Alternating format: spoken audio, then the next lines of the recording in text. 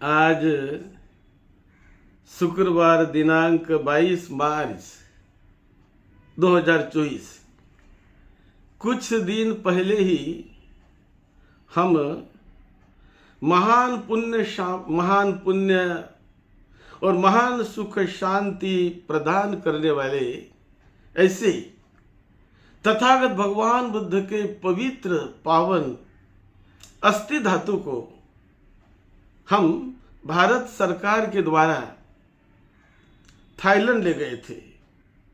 Thailand और भारत सरकार में दोनों सरकारों में एक विशेष करार हुआ कि थाईलैंड में तथागत भगवान बुद्ध को मानने वालों की संख्या करोड़ों में है।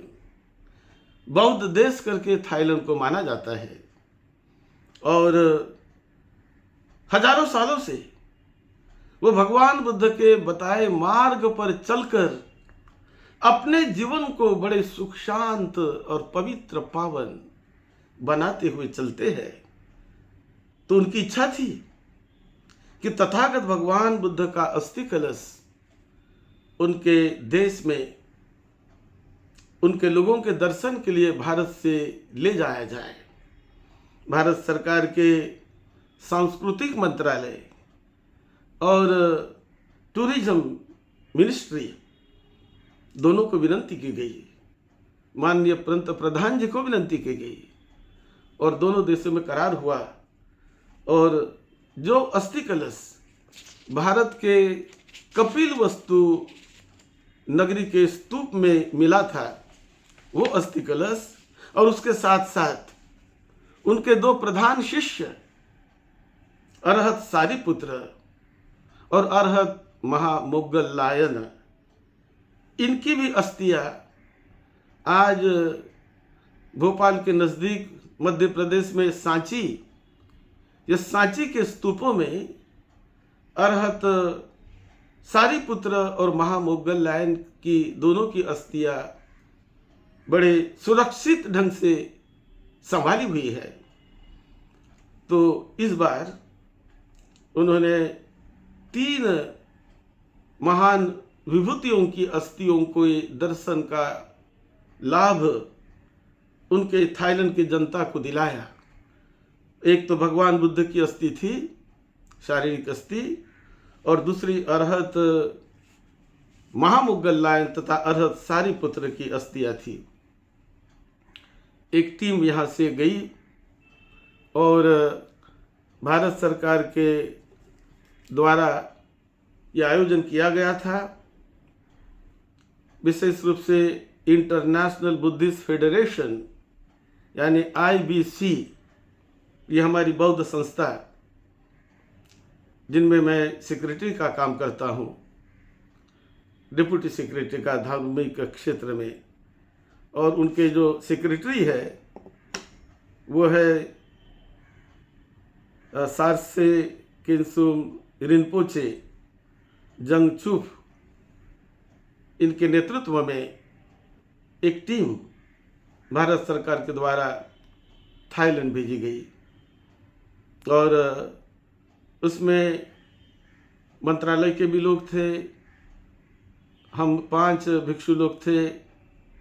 मुंबई से मुझे विशेष रूप से बुलाया गया था और कोलकाता से शांति निकेतन से एक भिक्षु थे और दिल्ली से भिक्षु थे। उसी प्रकार संगसेन लद्दाख से भिक्षु थे। तो हम 4-5 भिक्षु इस टीम में भारत सरकार के विशेष निमंत्रण पर सम्मिलित हुए और यह अस्थि धातु यह लगभग 1 महीने तक थाईलैंड में 4 प्रांतों में रखी गई। थाईलैंड के राजा जो बड़े ही धार्मिक है, जो वर्तमान राजा है, उनका महावजीर लोंगकोर्न, इस राजा ने और उनका सारा मंत्रिमंडल सभी ने मिलकर इस अस्थि का बहुत ही ऊंचे अवस्था में स्वागत किया। सारे बैंकॉक को और सभी शहरों को भगवान बुद्ध जैसे उन देश में जा रहे हैं ऐसा समझकर उसे सजाया गया। ये अस्थियां 23 मार्च 2024 से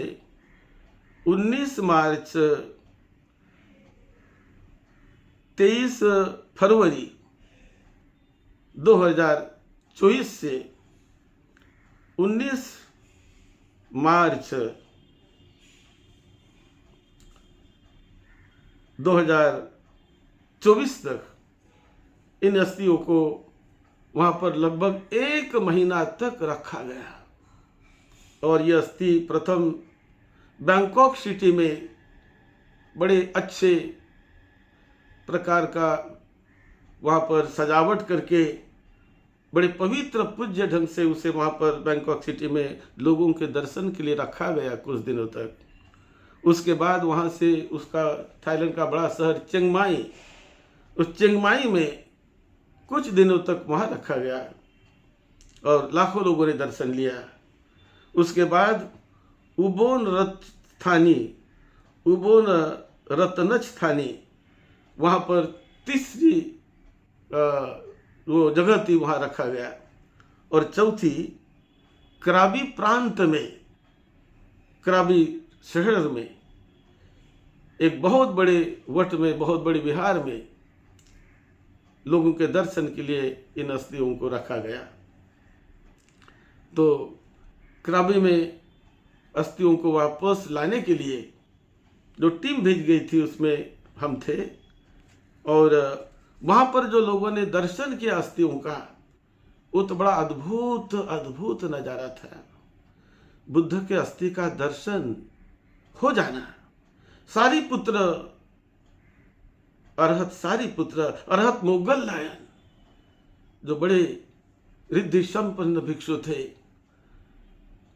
और जिन्होंने मानवता की धम्म क्षेत्र में अद्भुत सेवा की है, आज करोड़ों अरबों लोग 2600 साल से लेकर आज तक इस बुद्ध के वाणी का, अरहतों के मार्ग का जो रास्ता तथागत बुद्ध ने बताया, उस रास्ते पर चलकर अपना जीवन धन्य धन्य कर रहे हैं, बड़ी प्रगति कर रहे हैं।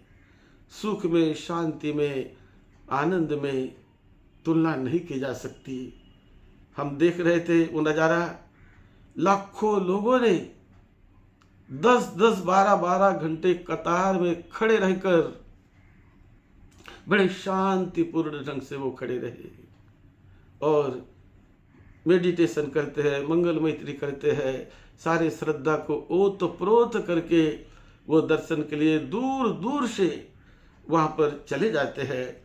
शहर के लोग, देहात के लोग, हर जगह के लोग वहाँ पर आए, नज़दीक वाले देशों से भी वहाँ पर लोग आए दर्शन के लिए और बड़ा अद्भुत उन्होंने दर्शन किया।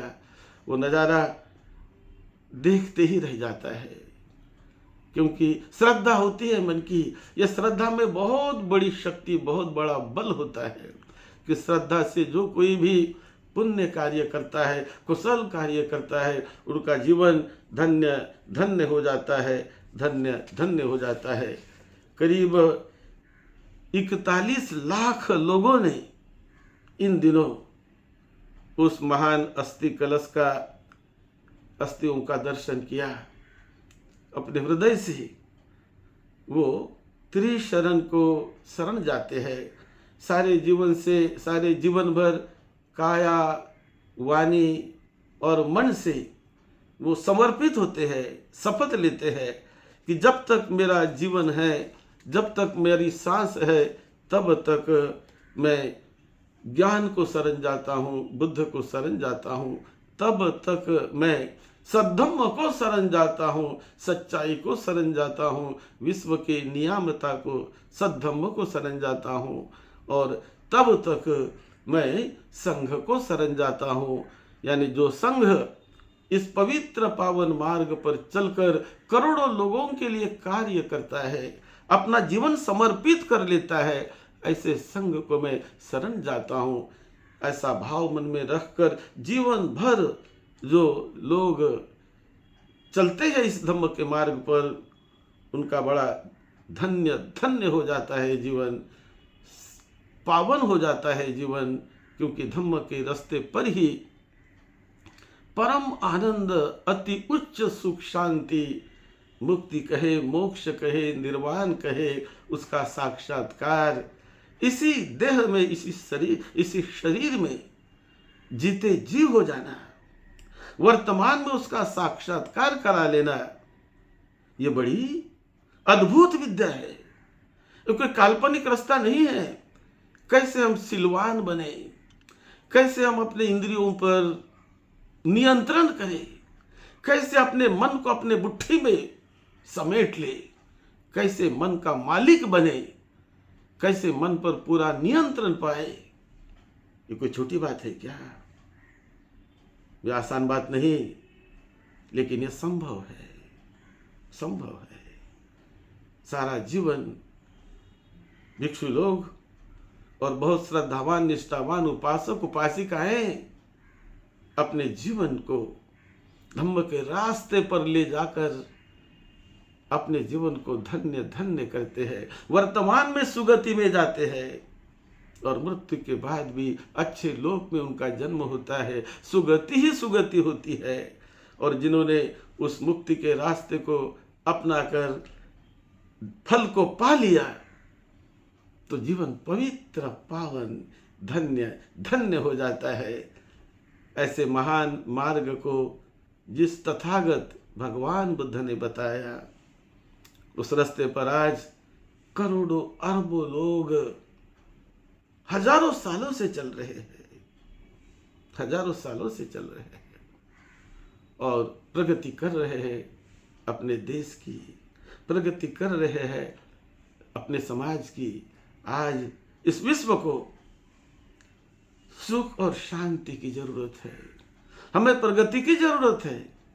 हमारा भारत देश बड़ा पवित्र, पावन, महान ऐसा देश है जहां तथागत भगवान बुद्ध का जन्म हुआ। ये भूमि सारे विश्व के लिए पवित्र, पावन बन गई।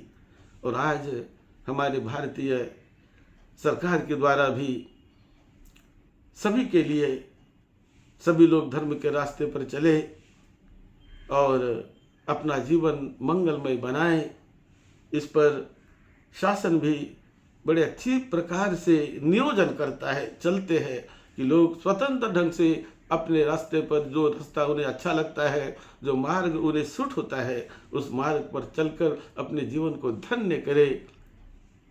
इस भावना से समाज में सद्धम्म के रास्ते पर चलने वालों की संख्या बहुत बहुत बड़ी है और बड़ा आनंदमय जीवन जीकर अपने जीवन को सफल करने वाले लोगों की संख्या बहुत बड़ी है।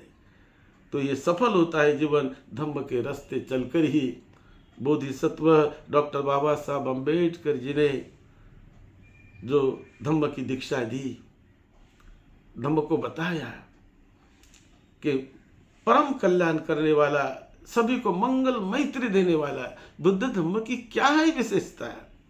विशेषता है कि मंगल मैत्री, करुणा, करुणा भाव, मैत्री भाव, प्रेम, सुख शांति निर्माण करता है उस व्यक्ति के जीवन में, उस परिवार में सुख शांति निर्माण करता है और विश्व भर सुख शांति निर्माण करता है।